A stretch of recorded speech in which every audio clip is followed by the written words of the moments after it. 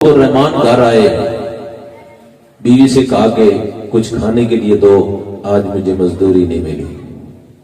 बीवी ने कहा मैंने तो सुबह जाते हुए बताया था कि आज घर में कुछ नहीं है, आज घर में है। तो जिसने दिन भी फाके से गुजारा तो शाम को खामद लेके भी कुछ नहीं आया। आज ये ज्यादा घरेलू नचाकियां क्यों हैं कि हमने बच्चों की तरबियत ठीक नहीं की कि वो शुक्र गुजारी वाला माहौल और घर को जन्नत का गवारा बना दें। हमसे मुराद ये है कि हम उस माशरे से ही ताल्लुक रखते हैं ना, तो हम कहां तक इस खूबसूरत बात को फैला सकते हैं। उस खुश नसीब बीवी ने कहा आप परेशान ना हो, हम रोज रात खा के ही सोते हैं,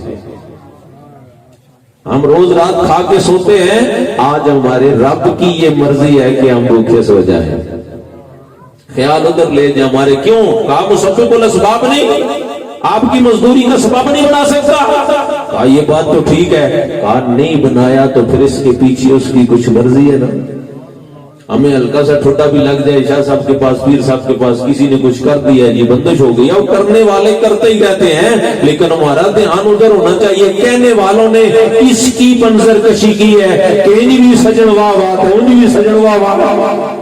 हम खा के भी राजी हैं, हम भूखे रह के भी राजी हैं। ये सुमस्तकामों का जब मुजाहरा हो जाए तो फिर बंदगी खत्म हो जाती है, बंदा नवाजी शुरू हो जाती है। ततनज़्ज़लु अलैहिमुल मलाइका, फिर फरिश्ते आ जाते हैं। तो लिहाजा करने वाले करते रहते हैं, इससे इख्तिलाफ नहीं, ये होता रहता है। लेकिन अगर यूसुफ अलैहिस्सलाम के भाई ये खबर रखते कि ये कुएं से निकलकर तख्ते मिस्र की बादशाही के लिए बैठेंगे तख्त पर, तो उनको कुएं में ना फेंकते, खुद छलांगे लगाते। कुएं में फेंकने वाले तो फेंकते हैं, लेकिन रब तो अला कुल्ली शैइन कदीर है ना। हमारा ध्यान उधर होना चाहिए। मौला तू ना चाहे तो सारी दुनिया जोर लगा ले, कुछ कर नहीं सकती, और अगर तू चाहे तो सारे मिल के रोके तो कोई रोक नहीं सकता। तो हमारा ध्यान उधर होना चाहिए। आ जाओ अल्लाह की तरफ, आ जाओ रसूलुल्लाह की तरफ। 3 दिन फाके से गुजरे, 3 दिन परेशानी। बीवी ने कहा ये बताएं अल्लाह हमारे हाल से बेखबर है? कहा नहीं। कहा बेबस है?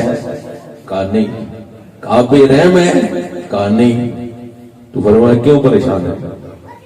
वो बाखबर भी है, बाइख्तियार भी है, रहमान और रहीम भी है। तो अगर हमारा इम्तिहान लेता है तो हम सजदा करके अर्ज करते हैं ना मौला हम तेरी रजा पे राजी है। तो आ जाए अल्लाह की तरफ, आ जाए रसूलुल्लाह की तरफ। क्या होगा?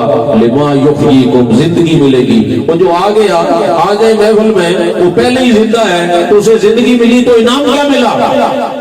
आ जाए अल्लाह की तरफ। वो जो आ रहा है वो तो पहले ही जिंदा है। नहीं नहीं, दाता परदाता को कोई नहीं जानता, लेकिन गौसे पुराक को दुनिया जानती है। कहा ये जिंदगी नहीं जो मौत के बाद खत्म हो जाती है, फिर वो जिंदगी मिलेगी कि फिर कब्र भी इज्जत वाली होगी, तेरा हशर भी इज्जत वाला होगा। फिर वो जिंदगी मिलेगी कि मलकुल मौत मारने नहीं आएगा, सलाम करने आएगा। जिस ताल्लुक जोड़ के रखें, अल्लाह की तरफ आ जाएं, रसूलुल्लाह की तरफ आ जाएं, अल्लाह वालों की तरफ आ जाएं। मौत को कुरान ने जायका कहा है, और जायका मादी हिस्सी वजूद नहीं रखता, ये बेहैसियत चीज है। ये बंदा मोमिन को मारने नहीं बल्कि मलकुल मौत सलाम करने आता है और जन्नत में ले जाने जाता है, नबी से मिलाने आता है।